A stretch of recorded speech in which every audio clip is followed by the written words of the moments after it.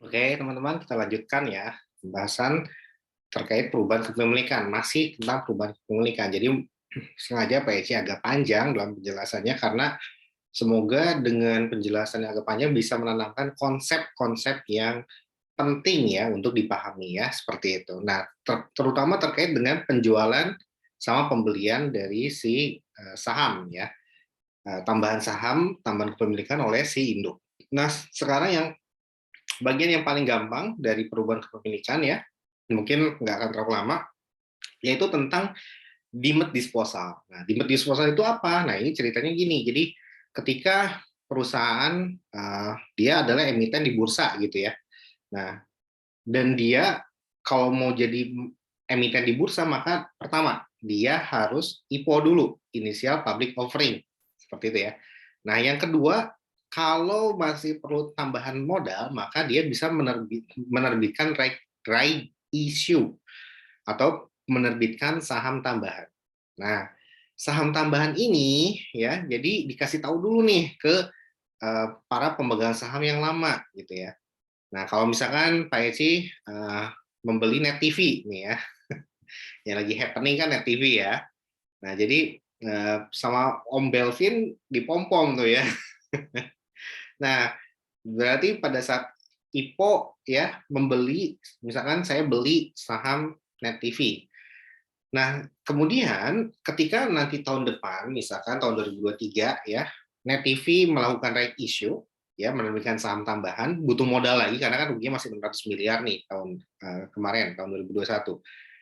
Nah, tahun depan nerbitin lagi. Nah, ketika menerbitkan kembali saham tambahan, maka itu namanya right issue, maka dia akan menawarkan ke Pak Eci dulu. Gue mau nerbitin saham nih, lu mau beli nggak saham gue gitu. Right issue gue pasang di harga 700 misalkan seperti itu ya. Nah, ditawarkan dulu nih ke pemegang saham lama. Nah, proses menawarkan ke pemegang saham lama namanya preemptive right atau bahasa bursanya ya yaitu adalah hak pemesan efek terlebih dahulu atau HMETD gitu ya.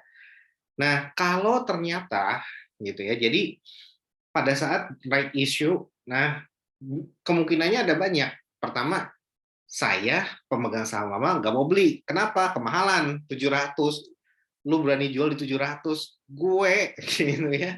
Cost gue itu masih 500, 700 berarti nanti akan average up gitu ya. Nah, nggak jadi deh gitu. Nah, bisa jadi saya selaku induk nggak mau beli gitu ya.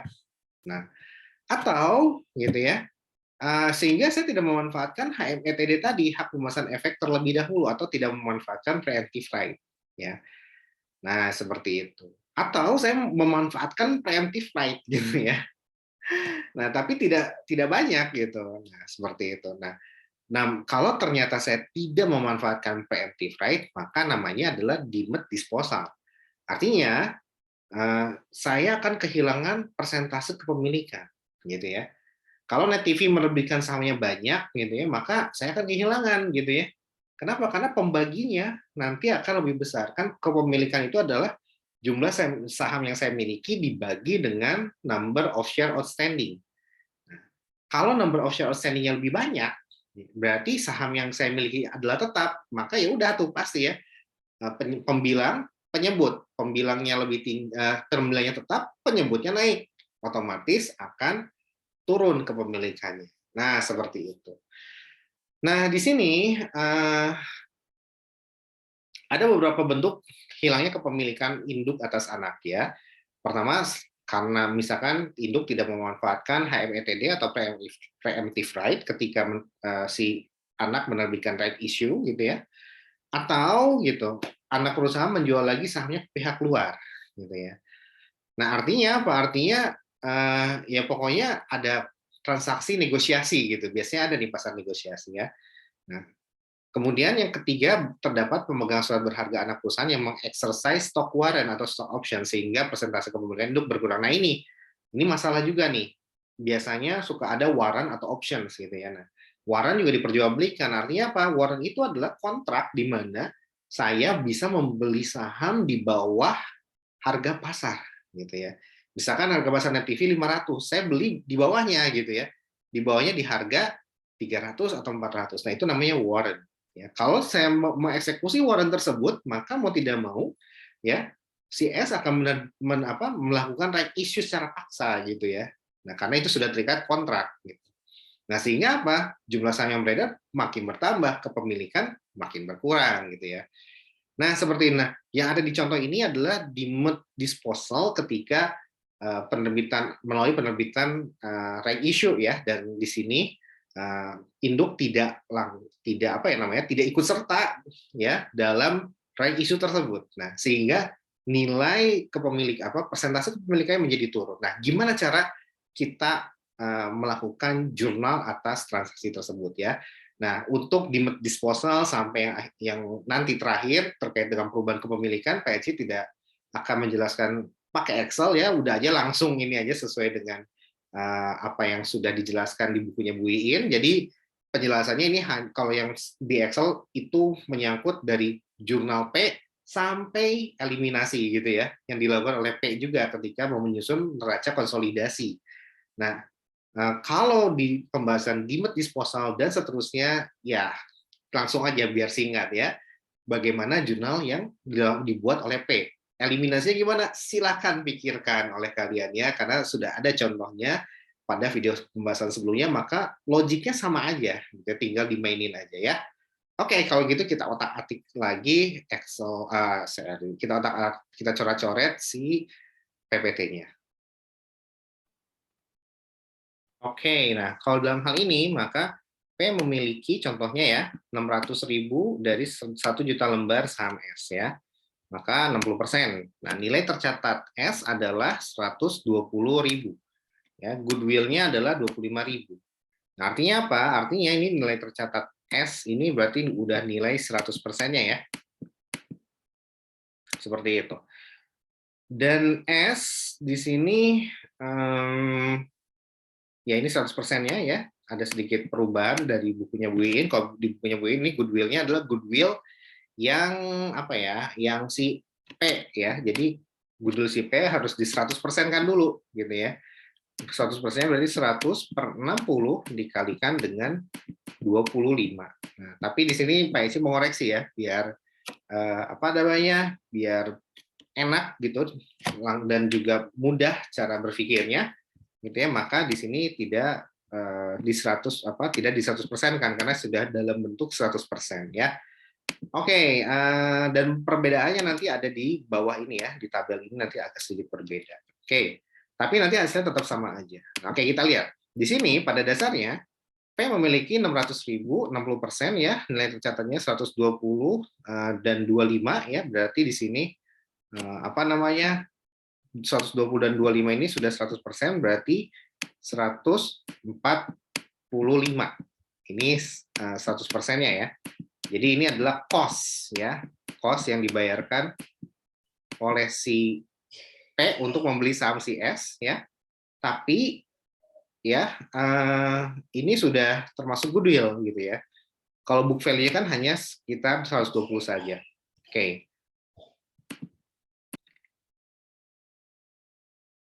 Oke.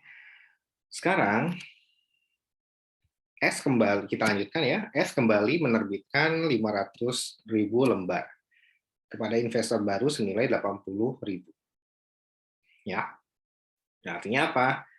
500.000 lembar ini sama dengan berapa persen kepemilikan? Sama dengan sepertiga kepemilikan ya.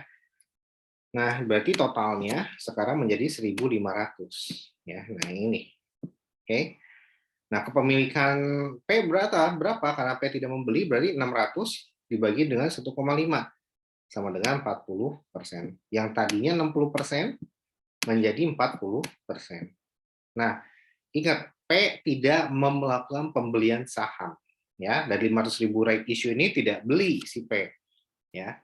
Nah, gimana nih net asset setelah penjualan saham menjadi 120 ditambah 80 yaitu 200 ya. Seperti itu. Jadi intinya adalah yang tadinya net asset segini berarti share capitalnya bertambah menjadi 80.000. Ini udah including share premium lah ya, pas kurang lebih. Sehingga total net asetnya adalah 200.000. Nah, sekarang maka dampaknya adalah pertama, dia kehilangan kepemilikan. Gitu ya. Nah, kalau kehilangan kepemilikan berarti ingat ya, harus ngapain tuh? Kita harus melakukan revaluasi ulang ya dari si saham yang dimiliki. Nah, karena tidak ada penjualan ya, berarti ya udah tinggal kita lihat aja berapa apa namanya si equity setelah dilakukan right issue yang di mana si P tidak memiliki andil dalam hal ini ya, tidak ikut andil. Artinya dia sudah kehilangan gitu, kehilangan apa namanya controlling interest-nya. Yang tadi 60 menjadi 40 gitu kan ya. Nah, terus gimana dong? Nah, ini yang harus dilakukan. Nah, berarti pertama kita harus menghitung dulu ya, berapa si carrying value ya sebelum si S menerbitkan saham sebelum right issue gitu ya. Nah, ini berarti CV sebelum right issue berapa? 87.000. Nah, ini yang diklaim oleh si P gitu ya. Jadi carrying value-nya si P berapa ya? 87.000 sebelum penerbitan saham tambahan oleh si S. Nah, kemudian setelah itu kita bandingkan kalau sudah menerbitkan red issue berapa fair value-nya. Nah, cukup simpel aja membandingkan sebelum sama sesudah. That's it gitu ya. Nah, jadi terus gimana Pak? Ya udah langsung aja berarti untuk mencari 87.000 dapat dari mana? Dapat dari ya ini ya, karena ini adalah 100% gitu ya. 100% ya. Maka si P kan memiliki 60% ya, berarti tinggal 600 ya dikali dengan 120 ditambah 25 ya. Berarti berapa nih? 145. Ya, 145 dikali 60% ya. Sama dengan berapa? Sama dengan 87.000. Nah, ingat ya, ini berbeda dengan yang punya Bu Iin.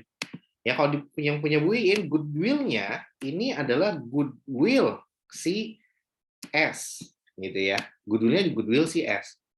120-nya adalah 100% ya.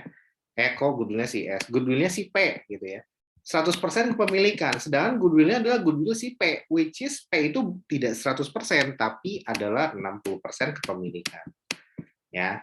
Nah, di sini Pak Eci sedikit mengubah ya, daripada pusing gitu ya. Mending dibuat aja goodwill-nya menjadi diasumsikan adalah 100% juga. Nah, gitu ya. Kalau yang Bu Iin tadi bukan 25 tapi 15.000 gitu ya, kalau tidak salah. Nah, oke. Nah, sekarang PSI ubah menjadi 25.000 ya. Nah, yang tadinya 15 itu adalah 60%, 100%-nya berapa? Tinggal 100 dibagi dengan 60 dikali dengan 15 ya. Hasilnya adalah berapa? Hasilnya adalah 25.000. Oke, nah itu perubahan yang PSI lakukan ya. Nah, oke, sekarang kalau gitu dapat ya, berarti tinggal 120 ditambah 25 kali 60 hasilnya adalah 87. Ini adalah nilai kepemilikan P ya sebesar 60%, nilainya itu adalah 87. Ingat ya, ini adalah book value ditambah dengan excess. Excessnya adalah goodwill. Nah, dikali dengan persentase kepemilikannya. Nah, setelah right issue ya, maka berapa nilainya? Nah, tinggal ditambahkan carrying value asetnya 120 ditambah dengan 80. Oh ya, lupa. Kalau dia kehilangan kepemilikan tanpa ada penjualan, nah maka ini apa namanya? Pada dasarnya ya kita tidak perlu lagi melakukan revaluasi ya, Pak Eci sedikit koreksi ya. Jadi ya yang perlu dilakukan itu ketika dijual gitu ya. Karena kenapa? Karena dijual gitu ya. Dijual sehingga harus di restatement ke fair value karena kan kita menjual pada harga pasar. Kalau di bawah harga pasar ya pasti laku juga sih. Ya kita rugi gitu ya kalau dijual di bawah harga pasar ya. Nah, seperti itu. Nah, oke. Nah, sekarang balik lagi ke sini. Berarti tidak perlu lagi dilakukan evaluasi karena ini tidak dijual ya, tapi tetap dimiliki. Nah, kalau gitu ya equity method masih tetap berlaku ya. Nah, dan kita tinggal sesuaikan. Kalau gitu kita harus cari tahu berapa nilai kepemilikan si P ya setelah turun ya. Setelah menjadi 40%. Ya, tinggal ditambahkan aja berarti nilai book value of equity S ya 120 tambah 80 200 gitu ya ditambah dengan goodwill-nya. Berarti ini menjadi 225 ya. Dikali dengan berapa? Dikali dengan persentase kepemilikan yang baru ya, 40%. Nah, hasilnya berapa? Hasilnya adalah 90.000. Nah, ini tinggal dibandingkan ya. sebelum sama sesudah. Sebelumnya 87, ternyata ini 87 itu adalah nilai 60% kepemilikan. 90 adalah nilai 40%. Artinya artinya lucu sih ya. Eh, Ketika nilainya naik, malah kepemilikannya turun gitu ya. Percentage of ownership-nya turun gitu ya. Nah, memang bisa demikian. Maka di sini dapat kita yang tadinya 87 menjadi 90 berarti menjadi untung gain ya. Nah, seperti itu ya. Walaupun persentase kepemilikannya menjadi turun ya. Nah, setelah itu gimana? Ya udah, ini tinggal di jurnal oleh si P gitu ya.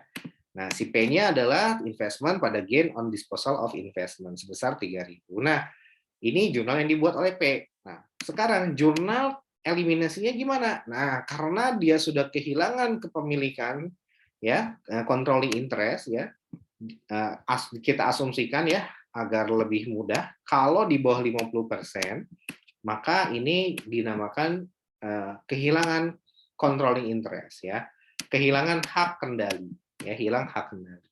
Nah, ini diasumsikan saja ya agar lebih menyederhanakan penjelasan ya. Kalau kenyataannya ya belum tentu ya, meskipun 30% tapi dia memiliki pengaruh kendali ya tetap aja dia harus melakukan konsolidasi gitu ya.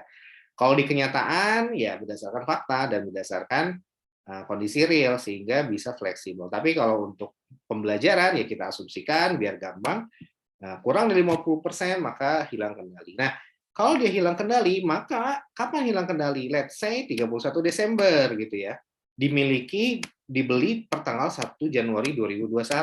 31 Desember kehilangan kendali gitu ya. Maka yang harus dilakukan adalah ya udah berarti yang membuat konsolidasi tidak lagi si P ya. Karena P sudah hilang kendali ya. Siapa? Ya controlling interest yang baru, entah siapa gitu ya. Nah, artinya apa? Tidak perlu lagi dilakukan konsolidasi kalau dia sudah hilang kendali karena adanya demat disposal. Nah, oke, itu aja yang bisa Pak Eci sampaikan terkait dengan demat disposal. Kita lanjutkan pada video yang selanjutnya. Terima kasih.